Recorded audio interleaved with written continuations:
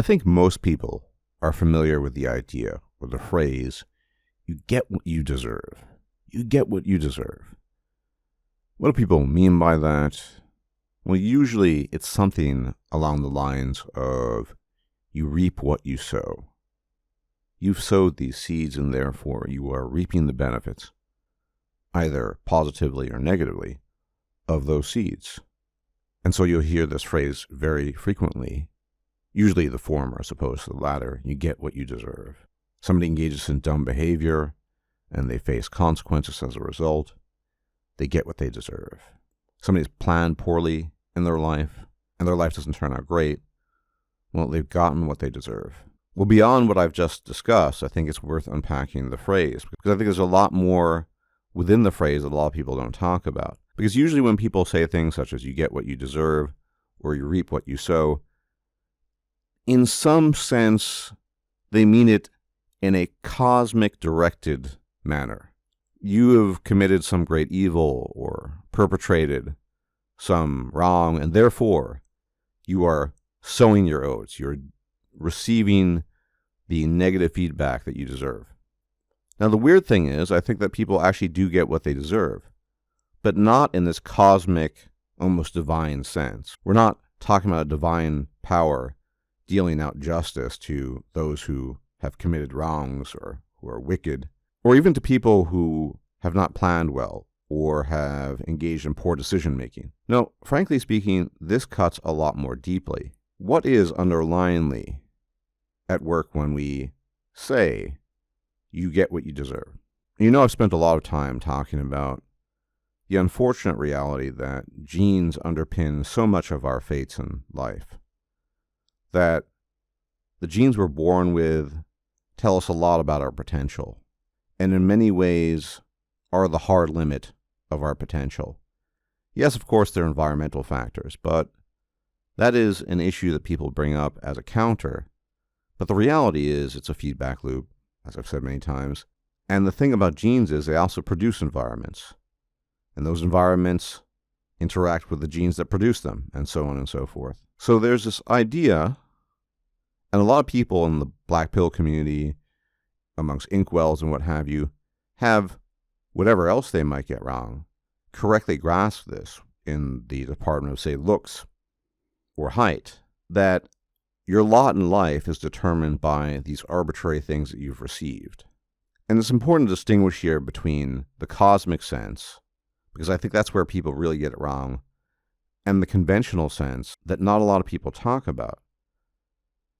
If you, for example, see a family with a long history of drug addiction or alcohol abuse, we're talking intergenerationally. It goes back to the great-grandparents, for example. And the great-grandchildren fall into the trap of, say, drug addiction or alcohol abuse, just like their parents, and their parents before them, and their parents before them, so on and so forth. In a sense, not a cosmic, divinely mandated sense, they're getting what they deserve because, unfortunately, they were born very unlucky. They were born with genes that heavily incline them towards drug addiction and alcohol addiction. Likewise, people who are born with certain cognitive limitations, who are not in a position to, say, become engineers, right? Because they can't really understand the material. That is, quote unquote, getting what they deserve. Because in many cases, not in all, but in many cases, they have certain limits placed upon them by things outside of their control, their genes, which then lead to outcomes that are not particularly favorable for them. And life is full of many such examples. I think a really great example of this is when people play the lottery. Now, everyone would like to win money when they're playing the lottery. After all, why are they spending money on the lottery? And eventually, by the luck of the draw, somebody wins. Now, it's very interesting when it comes to winning the lottery, because winning the lottery is, as far as we can tell, purely random, versus something like the long-term accumulation of assets, building your finances, your fortune, whatever, which is a much more complex process that requires a lot of forethought and afterthought, monitoring, maintenance, etc., etc. Well, due to the random nature of the lottery, sometimes people win the lottery that are typically not the type of person that plans things out, that has basically the ability to engage in delayed gratification and this sort of thing. So let's say they win $10 million, $20 million, and shockingly, that money is gone in a year or two. Now, why is that? It's because these people were not the type of people to begin with to be able to create wealth, maintain it, and propagate it into the future. They won the wealth through a fluke and then lost it because their behavior, which is determined in largest measure by their genes, overwhelmingly inclined them to, say, overspend and not think about the consequences. Now, I'm poor, but it is possible very easily, if you think about it, if you're basically a moron or not paying attention, to overspend $10 million. You can easily do that. In that sense, because human beings are limited by their genes, limited by their environment as well, which again is shaped and produced by genes, people sort of get what they deserve. The guy who never could plan and never was in a position to engage in delayed gratification, who wins the lottery and blows it in a year or two, he is, quote unquote, getting what he deserves.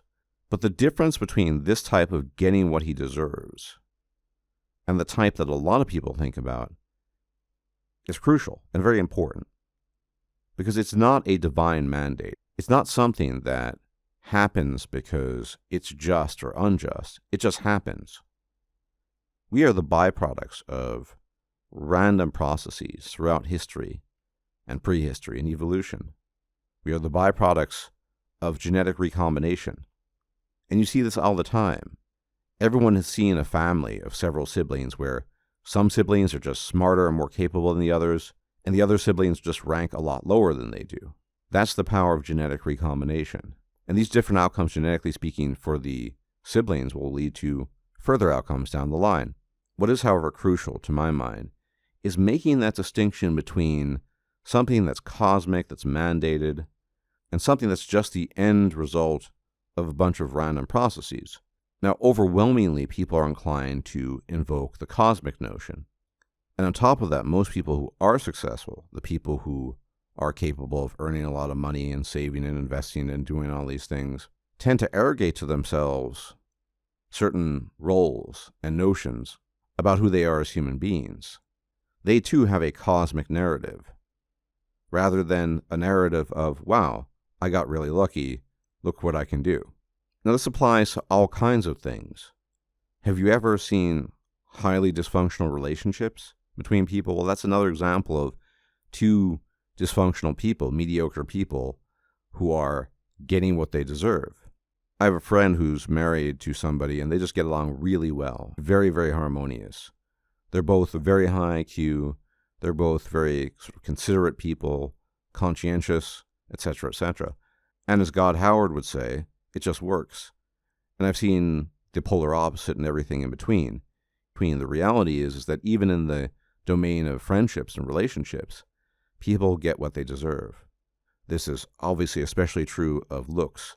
The other night I was taking a stroll, and I was blown away by what could only be described as a Chad and a Stacy who were together. Now, blown away in the sense is you don't really see eights walking around very frequently in broad daylight or at night. It's just not a frequent occurrence. And so it really does get your head turning. Wow, that guy looks incredible, that woman looks incredible, and they're together. Like attracts like. Very successful people tend to attract very successful people. Very attractive people tend to attract very attractive people. And very mediocre people tend to attract very mediocre people. And ugly people tend to attract very ugly people. This, of course, is a sort of mating. I've talked about it before. Most people know the term. All examples of your genes dictating how you get what you deserve. Now, you might be asking why I'm talking about this. Because, after all, I'm a pretty mediocre person, all in all. I haven't really achieved anything of note in my life. I'm not particularly attractive. I'm not particularly athletic. And I'm also not particularly smart. And I'm talking about this because I was blown away recently by a statement a friend made to me, and I was really taken back in a positive sense. He told me, and this guy is, vastly more intelligent than I am, and vastly more capable in almost every domain, that I had taught him the value of his luck. Essentially the Peter Parker principle, or the Spider-Man principle, or the Uncle Ben principle, that with great power comes great responsibility. He has been blessed, of course, with incredibly powerful intellect and various other abilities, and he said that I had taught him the nature of that, the origin of that, that he didn't earn it or deserve it, and therefore he wanted to do his best to make the lives of his family and friends, and to a lesser extent the world, somewhat better. And that really took me back, because I, the mediocre one, the insignificant one, he who's achieved almost nothing, was able to tell something to him that really sunk in him and changed his life course fundamentally. And this is why I think it's so important to distinguish between this hokey, conventional, cosmic notion of people deserving what they get versus the actual notion that people are stuck with the things they have, with the genes, with their abilities, with their limitations.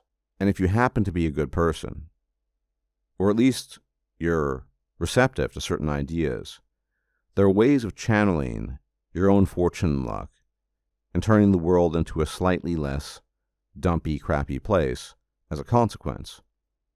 Generally speaking, in my own life, I try to do that, although I have no special abilities to speak of, but this is a really important principle, because most of the time, people do get what they deserve, and most of the time, that leads to certain erroneous ways of thinking that make people's circumstances that much worse in life and that much more intolerable.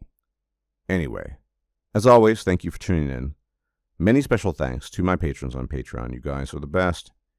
You are the lifeblood of the channel. Without you, nothing could exist here. Thank you so much. And many special thanks to my donors on PayPal as well. If you leave a like, comment, share, and subscribe, it'd be much appreciated. Maybe it helped, maybe it doesn't. Until the next time, may the gods watch over you. Bye-bye for now. If you liked this video, please like, share, and subscribe. And if you enjoy my content, please consider making a donation or becoming a patron. Thanks for watching.